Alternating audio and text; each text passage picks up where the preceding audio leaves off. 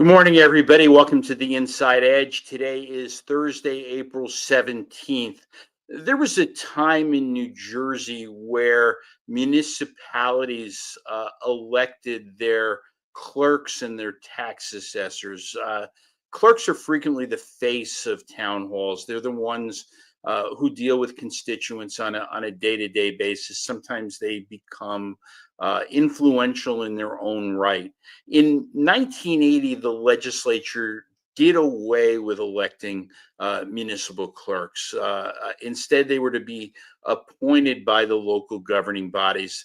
This was a time post Watergate when people were really assessing forms of government at the county and municipal levels, and the idea here was to protect some local government employees from the perils of local politics. Part of the plan the legislature came up with was to give municipal clerks tenure if they were reappointed following an initial 3-year term.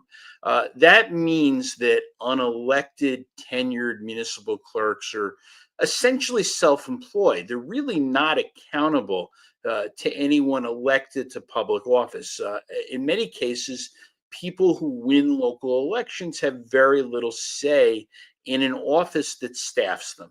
And sometimes voters throw out a particular regime in this thing we call elections, but the clerk sometimes gets to stay around anyway. And I'm not saying that that's a good thing or a bad thing, but it is something that local officials seem to complain about.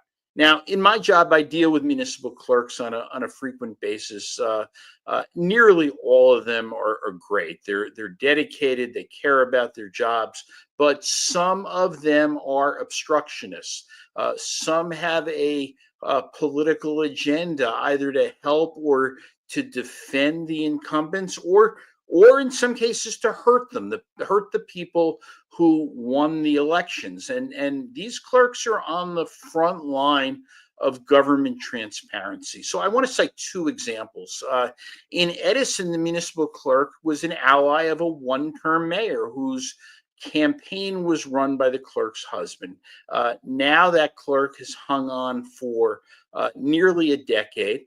She is directly connected to the campaign of a Democratic primary opponent against the incumbent mayor, and that didn't stop her from making decisions on petition challenges. There were no recusals at all.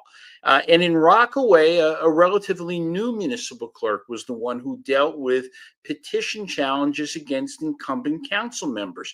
These are the people who hired her. These are the people who, if they get reelected, would be in a position to give her tenure.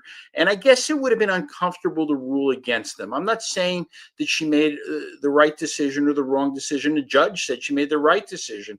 But again, there were no recusals. And at some point, I suppose the legislature could reconsider tenure for unelected people who hold positions of power, but honestly, don't bet the bank on that happening. That's everything I have for today. Thanks for listening.